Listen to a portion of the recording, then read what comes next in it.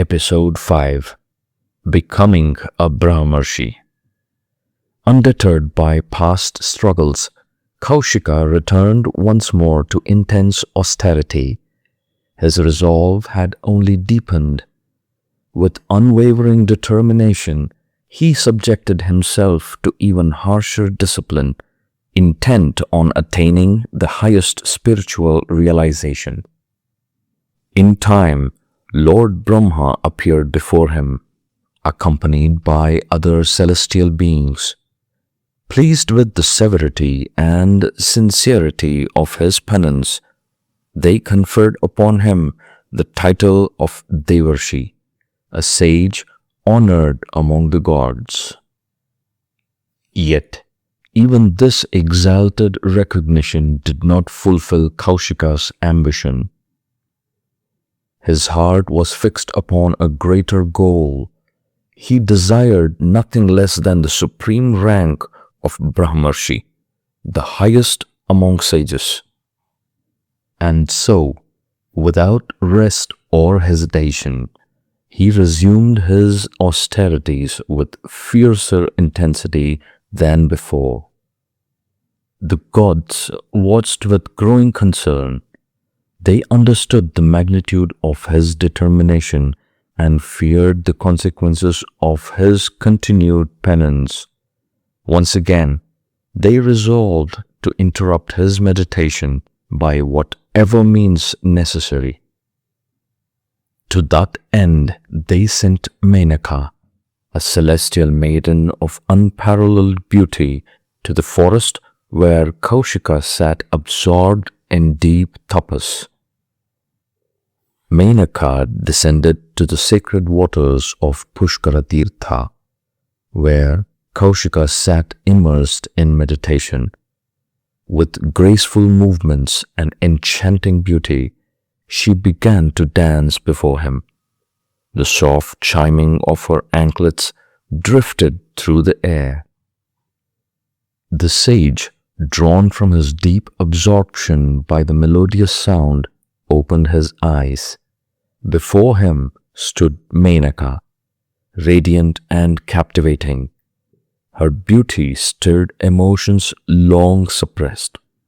In that vulnerable moment, Kaushika's resolve faltered. He was enchanted. He invited her to remain with him, and she agreed. Together they dwelt in companionship. Years passed, 10 in all, and in time Menaka bore a daughter. The child was named Shakuntala.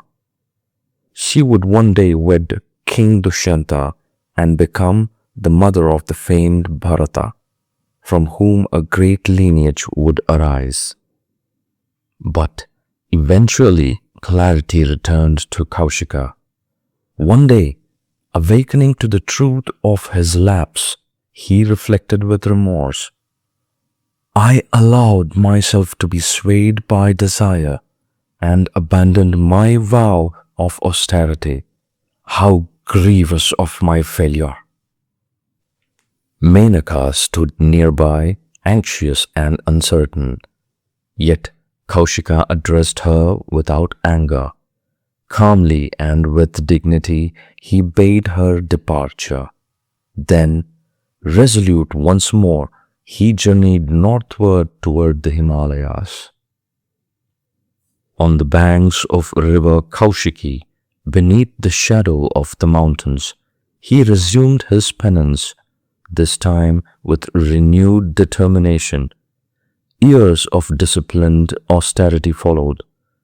Pleased by his steadfast devotion, Brahma appeared and granted him the title of Maharshi, a great sage. But still Kaushika was unsatisfied.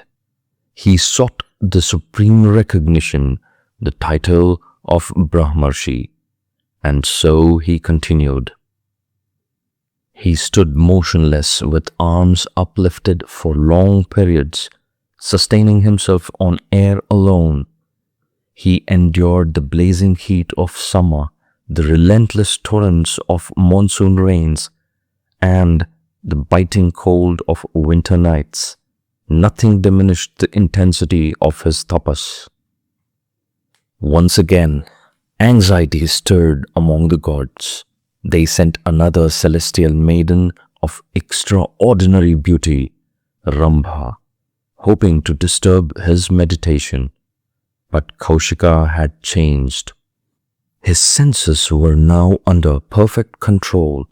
He did not so much as cast a glance toward her, though anger briefly flared, and he uttered a curse upon Rambha for attempting to disrupt his austerity. His discipline only deepened thereafter. He embraced complete silence. He abandoned all food and drink. Seated unmoving like a lifeless log, he immersed himself wholly in meditation. From the heat of his penance, it seemed as though smoke rose from his very head. The intensity of his spiritual fire shook the universe itself. The intensity of Kaushika's austerities shook even the heavens. At last, the gods themselves approached Lord Brahma. "Supreme Lord," they pleaded, "grant Kaushika the fulfillment he seeks."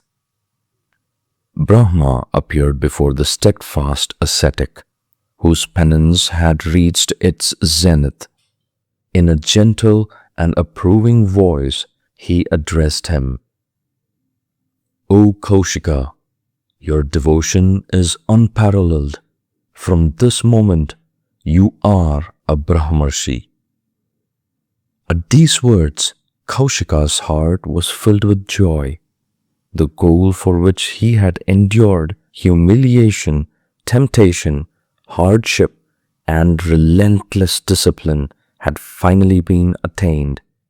Yet, one wish still remained unfulfilled.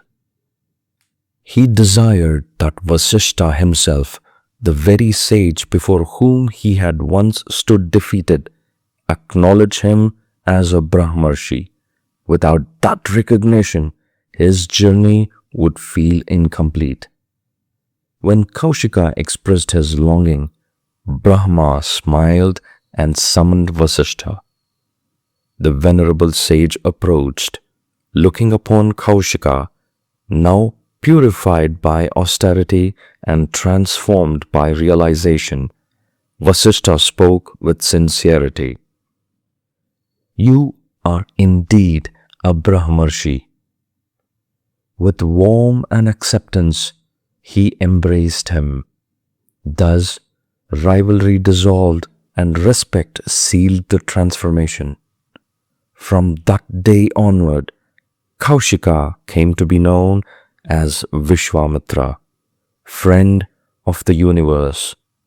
And it was this great sage, Vishwamitra, who now stood in the court of King Dasharatha.